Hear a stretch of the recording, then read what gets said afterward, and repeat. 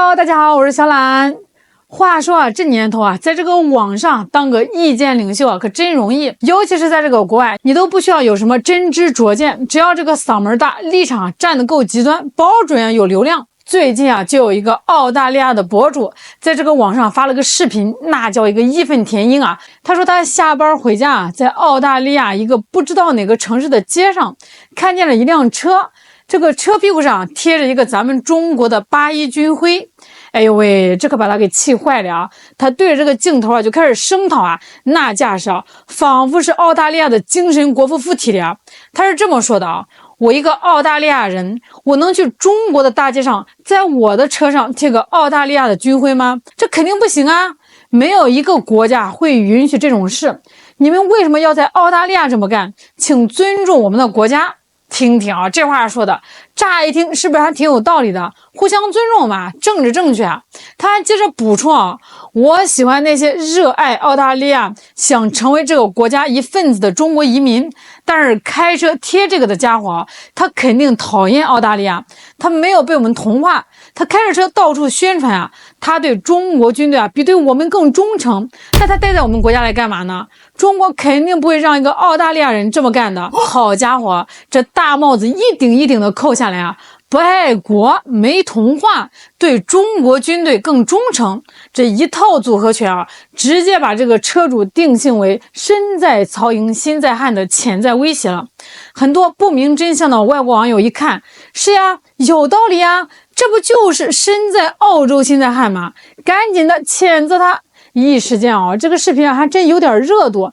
但是咱们作为能接触到更多信息的中国人，看到这个事儿啊，第一反应可能不是生气，而是想笑啊。这哥们儿戏是不是有点太多了？他是不是对尊重和国家标志有什么误解？一个车贴而已啊，怎么就上升到国家忠诚度了？首先呢，这个老兄啊义正辞严的捍卫澳大利亚的尊严，那他得是根正苗红的澳大利亚人吧？我一看他这个视频的长相啊，好家伙，我是没去过这个澳大利亚，但是我看过澳洲那些电影啊，那些典型的白人跟他长得可不太一样啊。我第一眼啊，甚至觉得这是不是印度或者中东那边的？本着严谨的吃瓜精神啊，我去查了一下他的资料。嘿，这一查，我瞬间就懂了呀。这个博主啊，他叫德鲁帕夫洛，这个名字啊，大家可能不熟，但是在海外反华圈里啊，他可是个名人啊，或者说啊，是个跳梁小丑。首先呢，他是个铁杆的反华分子，注意啊。不是温和的批评，是铁杆的极端的反华。他得过精神类疾病，这倒不是攻击他啊，是事实。2019年香港闹事那会儿啊，他在大学里组织支持港独的活动，跟咱们的中国留学生啊发生过好几次肢体冲突，被打的那叫一个狼狈啊。后来呢，什么疆独啊、藏独啊，只要跟这个中国对着干的活动啊，你总能看到他的身影。他就是靠着这个反华人设，在这个网上混口饭吃，靠着这点名气啊，他觉得自己行了，能从政了。于是呢，他就组建了一个政党。这个政党的纲领是啥？就俩字儿：反中。具体点说啊，就是亲台湾反中国大陆。然后呢，在2022年啊，他信心满满的去竞选昆士兰州的参议员，结果怎么样？我跟你们说个数字啊，你们别笑，他就总共拿了4000多张票，得票率是多少呢？0.15%，兄弟们，这是什么概念啊？这基本上就是个笑话呀！你在班里选个班长，可能支持你的人呀都比这个比例高。这事呢，就让他成了当地政坛的一个大笑话。第2年呢，他那个反华党就灰溜溜的注销了。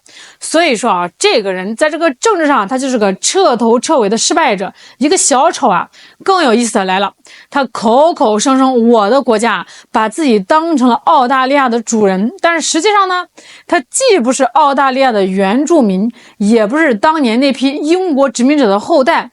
他的真实身份是啥？他是希腊裔的塞浦路斯人，他的爷爷奶奶、外公外婆啊，都是在1960年代从塞浦路斯移民到澳大利亚的，他是一二代。更有意思的是啊，他舅公当年还是希腊裔塞浦路斯的一个游击队成员，跟这个英国人闹独立的时候被打死的。你看这事儿多讽刺啊！一个移民的后代啊，一个祖上曾经为了反抗殖民者而流血的家族后代，现在摇身一变啊，成了精神昂萨人。开始以主人的姿态去指责另外一个移民不够爱澳大利亚，这简直就是滑天下之大稽啊！这也难怪就在前2天，他在推特上跟一个英国的极右翼网友对骂，那个英国人估计也是个血统论的拥护者，直接就开喷了，骂他你根本不算白人，更不是正统的澳大利亚人。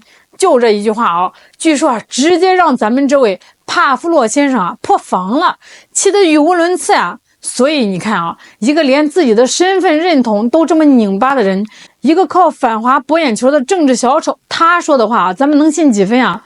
他不是真的在乎什么国家尊严他是在乎他的反华生意，在乎他的流量。那个贴着八一军徽的华人车主只是他随机选中用来拍视频煽动情绪的道具而已。咱们退一万步讲，就算他是个纯种的澳大利亚人，他说的那个论点不能在这个车上贴别的国家军队图案，这事儿能成立吗？他视频里那么激动，那我就想问问他你知道你们澳大利亚国防军的军徽到底长啥样吗？我估计他自己都不知道，别说他了我猜99%的澳大利亚人走在街上，你问他自家军队的标志是啥，他都得蒙圈。那澳大利亚的军车飞机上最常用的标志是啥呢？说出来你可能都不信，是一只袋鼠，一只向前跳跃的袋鼠剪影。现在问题来了按照帕夫洛先生的逻辑没有国家会允许在这个车上贴别国军队图案。那要是一个中国小伙在他的比亚迪或者吉利车上贴了一个可爱的袋鼠贴纸，这算不算是宣誓效忠澳大利亚军队了？会不会也有个中国博主跳出来指着车说，你这个汉奸你心里没有你的祖国？你听听，这不扯淡吗？大家只会觉得这人可能是喜欢小动物，或者去这个澳洲旅游过。除非你贴的是个跟咱们有血海深仇的，比如这个日本军国主义的旭日旗，那性质就完全变了那必须得骂必须得管但一个普通的军队标志在这个和平的年代，真有那么敏感吗？再说了，这个汽车上出现别国政治图案，那不是很正常吗？最典型的例子这个英国的迷你汽车，它的那个尾灯不就是英国的米字旗的造型吗？那是不是所有开这个迷你的人都是英国的精神国民？那开这个什么德国大众、美国特斯拉、日本丰田的，是不是也都有问题这个逻辑太荒谬了。说到这儿，你可能觉得这个帕洛夫纯粹就是没事找事儿。没错，他确实是。但为什么他会对一个中国的军事标志反应这么大呢？除了他本身就反华还有一个很重要的原因，那就是在这个澳大利亚类似的事情，尤其是更过火的事情，它确实也发生过，而且还不少。军徽这个事儿可大可小，但有些华人小年轻玩的比这大多了他们不贴这个军徽，他们直接把自己的车改装成了中国警车。就在上个月7月18号，澳大利亚新南威尔士州的警察在路上巡逻，发现了一辆黑色的奔驰 S 级轿车，有点不对劲这个车头上贴着警察和这个 POILCE 的字样。你看这个英文POILCE， 他把这个 L 呢和 I 的顺序搞反了，也不知道是真贴错了还是故意的想着万一出事还能狡辩一下。这个车身侧面呢赫然贴着一个咱们中国的警徽，这个警察就把这个车拦下来了。车主呢是个21岁的小伙子，姓李。小李同学也是个人才，他当场就掏出了假证件，给那个警察撒谎说这个车是用来接送中国领事馆官员的。你听听，这胆子也太肥了。警察一听更觉得有问题了，开始搜车。结果在这个后备箱里你才发现什么？发现了48发真的子弹这一下这个性质就全变了。警察呢就立刻把他逮捕，然后去他家里搜查，又找到了2把合法持有的步枪和2把在当地属于违禁品的水弹玩具枪。那现在呢，这个小李面临一大堆的指控，这一连串的罪名下来他的麻烦可大了去了你看看本来可能只是想耍个帅图个好玩，结果一不错步步错，最后把自己给送进局子了。你说这冤不冤？一点儿都不冤而这个小李这个案子绝对不是个例。最近几年在这个澳大利亚、加拿大、美国这些华人聚集的国家，假扮中国警车甚至成了一股不大不小的潮流。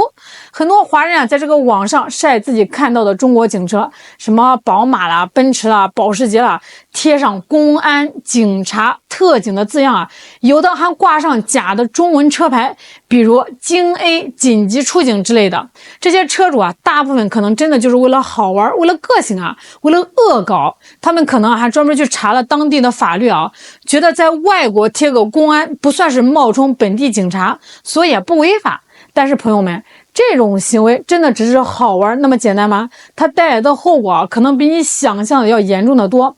这第一啊，法律风险，就像刚才这个小李的案子啊，这就是在违法的边缘疯狂试探啊。你以为这个警察看不懂中文，你以为你拼错了个单词就没事了，别天真了啊。很多国家的法律啊，对于冒充执法车辆的定义啊是很宽泛的。美国加州就有律师明确表示啊，法律说不能冒充警车啊，没特指是加州的警车，所以你冒充中国的警车啊，一样是违法的。已经有好几个华人啊，因为这个被逮捕了。这个警察一旦注意到你，查你的车，万一啊你这个车里有点什么别的违禁品啊，或者是这个驾照有问题，你是不是给自己找麻烦嘛？这第二呢，社会影响，这事儿在华人圈里啊已经引起了一些恐慌和反感。你想想啊，一个遵纪守法的华人在澳洲街头啊，突然看到一辆中国警车，他会怎么想啊？他可能会困惑呀，甚至害怕，是不是中国的执法力量已经延伸到这里了？而那些真正有问题的啊，比如是一些外逃的犯罪分子啊，他看到公安两个字啊，那更是吓得魂飞魄散啊，以为是这个祖国啊派人来抓他了。据说真有这样的人啊，被吓得夜不能寐啊，然后就去报警举报。所以啊，举报这些假警车的，很多时候啊，反而是这个华人自己。这第三嘛，也是最重要的一点，他给这个反华势力递刀子呀，就像开头那个帕洛夫，他们看到这些假警车啊，简直就如获至宝啊，他们会立刻把这件事啊上纲上线，宣传成中国政治力量渗透澳大利亚，中国在海外设立秘密警察局的证据。